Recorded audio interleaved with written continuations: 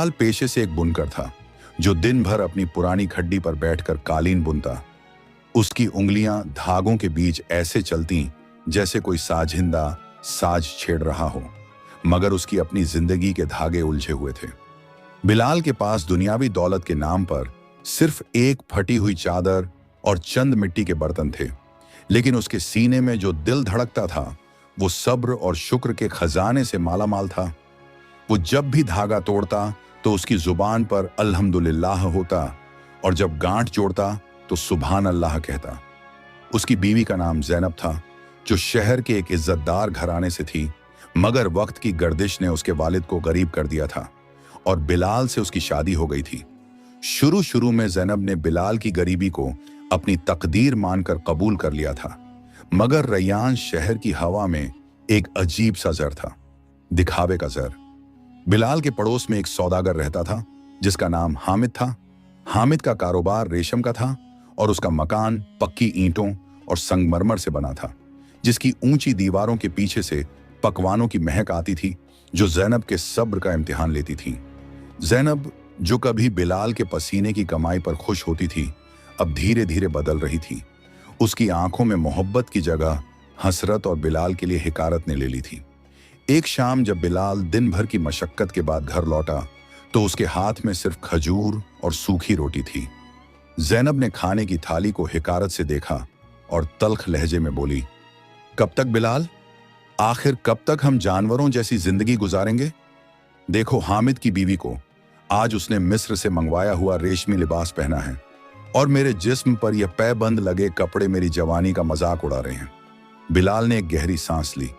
उसकी आंखों में नमी थी, मगर आवाज में वही ठहराव।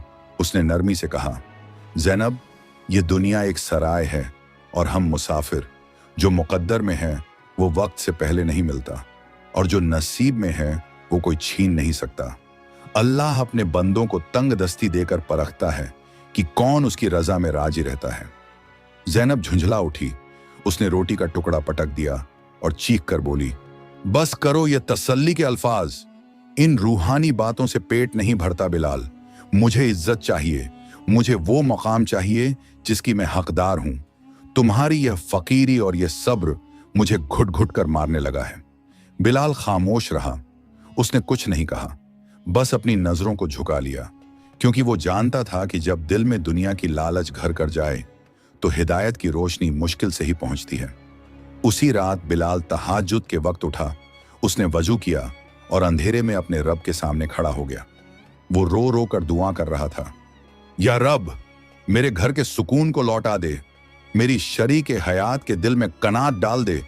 मैं तेरी आजमाइश से नहीं घबराता, मगर मुझे अपनों की नफरत से बचा ले।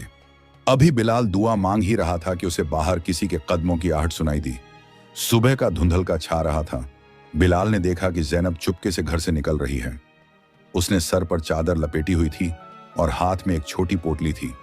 बिलाल का दिल जोर से धड़का। उसने आवाज दी, ज़ैनब। ज़ैनब रुक गई, मगर उसने पलटकर नहीं देखा। उसकी पीठ बिलाल की तरफ थी और उसके अल्फाज किसी खंजर की तरह बिलाल के सीने में उतर गए। उसने बिना मुड़े कहा, मुझे मत रोकना बिलाल, मैंने फैसला कर लिया है। हामिद सौदागर को अपने घर के काम काज के लिए एक औरत की जरूरत थी।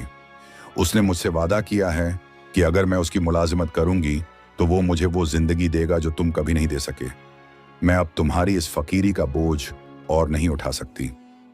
बिलाल सन्न रह गया। उसकी आंखों के सामने अंधेरा छा गया। यह सिर्फ नौकरी की बात नहीं थी, यह बिलाल की गैरत और उसकी मोहब्बत का जनाजा था। उसने लड़खड़ाती आवाज में कहा, ज़ैनब, मत जाओ। पराई चौखट की अमीरी से अपनी झोपड़ी की सूखी रोटी बेहतर है। अल्लाह पर भरोसा रखो। मगर ज़ैनब पर शैतान का फरेब पूरी तरह हावी हो चुका था। उसने एक कदम आगे बढ़ाया और आखिरी बार बोली, भरोसा पेट नहीं भरता, और वो धुंध में ओझल हो गई। बिलाल दरवाजे की चौखट पकड़कर जमीन पर बैठ गया। उसका घर, जो कभी उसकी जन्नत था, अब वीरान हो चुका था। बाहर सुबह की अजान शुरू हो गई। हैया अलल फलाह। बिलाल की आंखों से आंसू बहकर उसकी दाढ़ी को भिगो रहे थे। उसने आसमान की तरफ देखा और एक टूटे हुए दिल के साथ मुस्कुराने की कोशिश की। या अल्लाह, अगर मेरा सब कुछ छीन कर तू मुझे अपने करीब करना चाहता है तो मुझे यह सौदा मंजूर है। बिलाल के लबों से निकले ये अल्फाज फजा में गूंजकर खामोश हो गए, मगर अर्श वाले ने शायद इसे कबूल कर लिया था, क्योंकि उसी लम्हे बिलाल के दिल से दुनिया का बचा खुचा डर भी रुखसत हो गया।